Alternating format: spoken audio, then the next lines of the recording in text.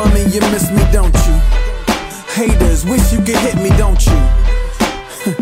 You should call me uncle, I understand. I'm backed by popular demand. I'm Dex Ocean. I'm here with USA soccer player DaMarcus Beasley. What's up, man? DaMarcus, tell us a little bit about your early childhood. Man, I grew up, you know what I'm saying, middle class family. It's me and my mom, my dad, my brother. You know, my brother's older than me. And ever since I could walk, I had a soccer ball on my feet. You know what I'm saying? And everything I grew up in Fort Wayne, Indiana. And it's a small, like, you know, little suburb city in Indiana, but you know, it's a place that, you know, a place to raise kids at. You started playing soccer when you were about how old? I started playing when I was 4.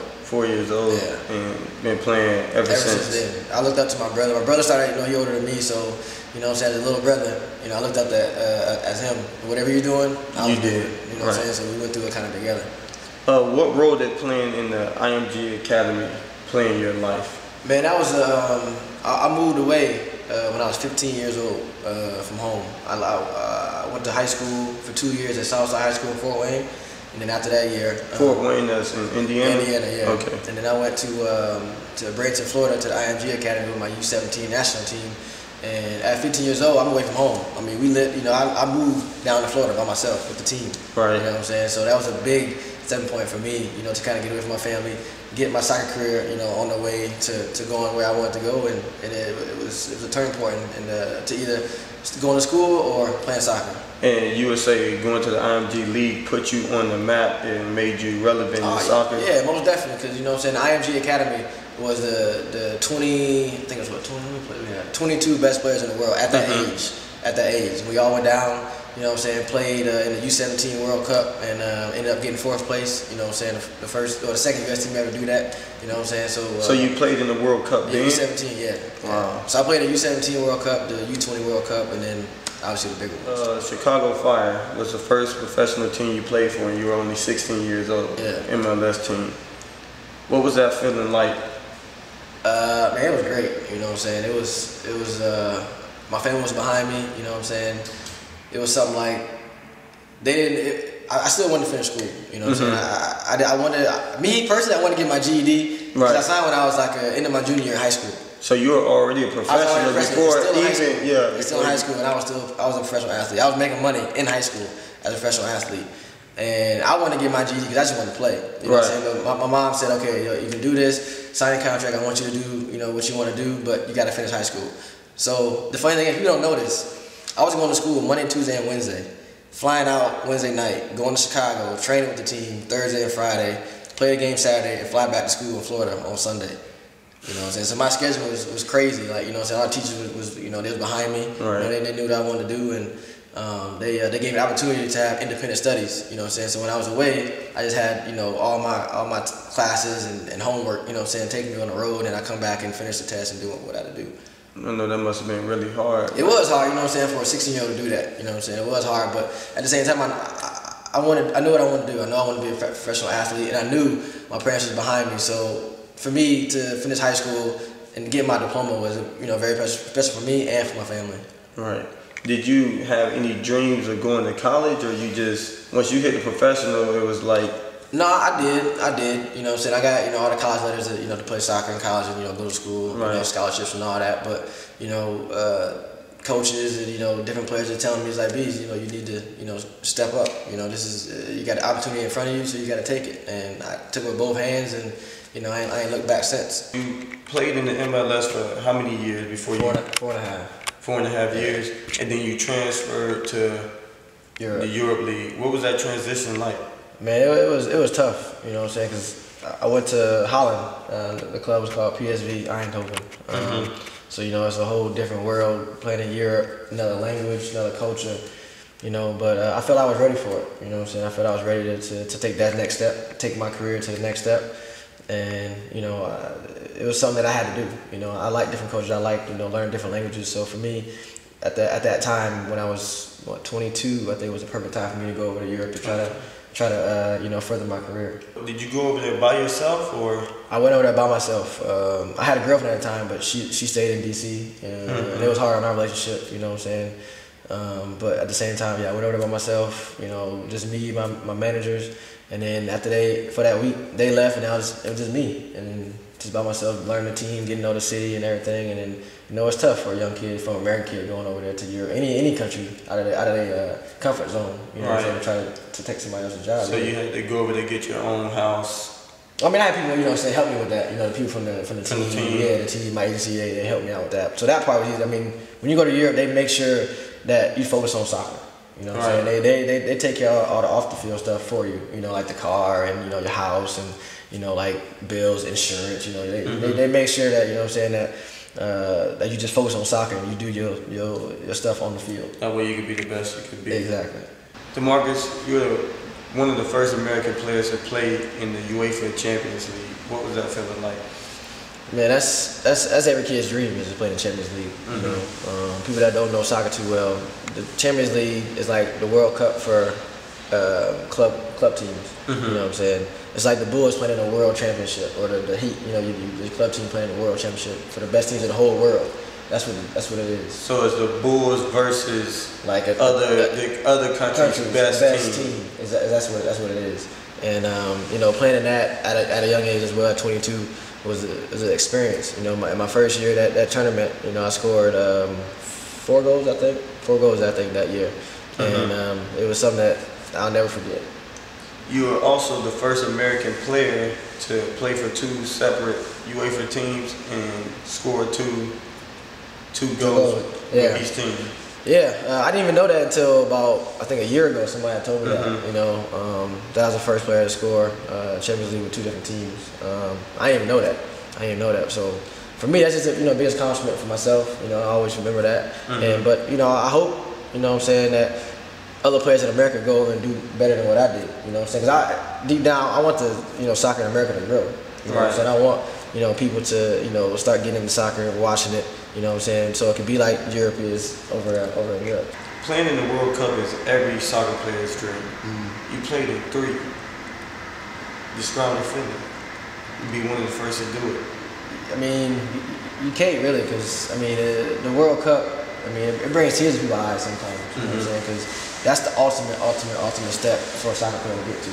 Their country. You represent your country at the highest level possible. And you're going out there to show the world what you can do as an American.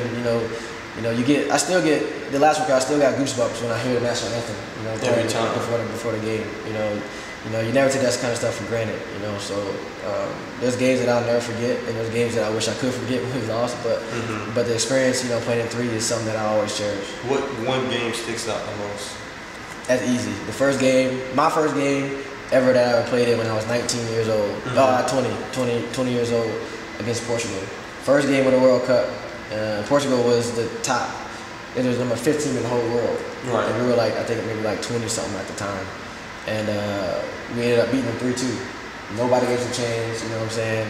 And me and another friend of mine, Landon Donvan, were the 2 young guns. We were the 2 youngest in the team. I think we were the 4th youngest in the whole tournament. Right. You know what I'm saying? We both started, played the whole game, and we did our thing. So it was something that we always talk about, and that's something I'll never forget.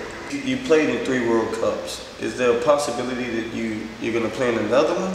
Maybe 4? It's a possibility. Right now, I'm going to out the coach. Right now, he wants to get the young guys in and try to convert them into World Cup players. Right. So I'm kind of taking a back seat right now, which is understandable, Right. But at the same time, I'm gonna keep working hard, trying to get to another World Cup, because if I played in 4, I'll be 31 playing in the World Cup, and that's still a good age, to be playing. Has anybody else ever played in 4? Yeah, there's been, I think, maybe 2 or 3 maybe Americans ever played in 4 World Cups, I think, something like that. Right. I know you train a lot. You always go up to, where do you work out at? Up in Miramar. Up in Miramar. What type of music do you listen to when you train? Hip hop, reggae. Most of my boys are Jamaican. So, right. They always give me CDs and tapes and stuff like that. But yeah, I stay with that hip hop, reggae, the same what I listen to. Who would you say your favorite artist is? Right now, my favorite artist of all time is Nas. Hands down. No, that's I've been listening to him since I was in high school. Right. You know what I'm saying?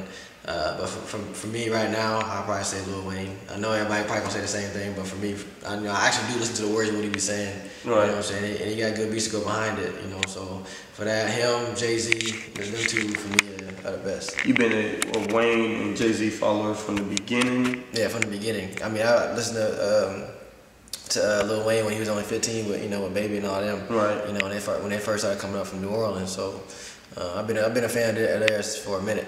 Right. Are there any blog sites, hip hop sites that you go to and check out? There's a couple. Cause most of the time when I get music, I just people just tell me I just download music for myself. Right. You know what I'm saying? But I still go, like Hot 97. I still go to World Star Hip Hop. You know what I'm saying? And that website is kind of interesting anyway. You know what I'm saying? Some of the stuff kind of funny, but I mean I get a lot of music from there as well. Now, DaMarcus, off the field, do you have any other projects or charities that you're currently involved in? Yeah, right now I got two things I'm involved in. The first is I got my own soccer school back in my hometown. It's called the BG National Soccer School. Is that like a camp or something? Yeah, it's like a camp. You know, we do it from end of May all the way till August. Right. We go to different cities. You know, we're in 3 states right now. We're in Indiana, we're in Ohio, and we're in Illinois as well. So we take our camp, we go to different cities and promote our camp, and hopefully kids come out and teach them the game of soccer. Is it just you when you say our camp, or you talking about just yourself? Yeah, myself. I have a partner. That's the co-CEO of the BG National Soccer School. His name is Bobby Porcinides, a longtime friend of mine, Greek guy.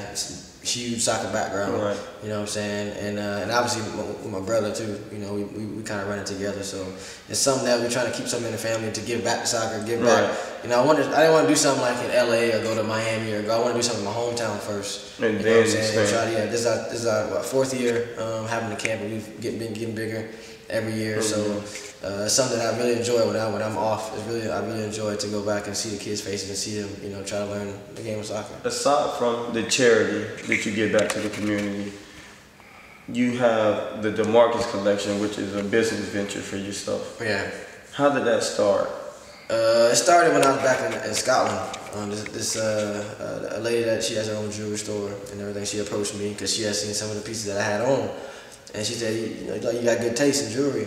So, long story short, we had a couple meetings, and she came to me with the idea of having my own collection, and it's not just me putting my name on it. Like, I actually design a couple pieces, you know what I'm saying? I have input, to what goes in the company and what goes into projection and what doesn't, so we spit ideas off of each other. I mean, I can't draw, but I know in my head what I like and what I don't like, you know? So, and it's been, almost 2 years now. So, hopefully this summer we're going to have a launch in Miami. A launch in Miami. We're thinking about doing it June 17th, 18th if we can get everything, ready to go. But yeah, it's something that I really enjoy doing. And you need something to kind of take you away from your everyday job. Right. So to have the jewelry line is something that I really enjoy. Aside from your jewelry collection and playing soccer, if you couldn't play soccer, is there another sport that you think you could play? Hockey. Hockey? Yeah. I think I'm big enough to play hockey, man.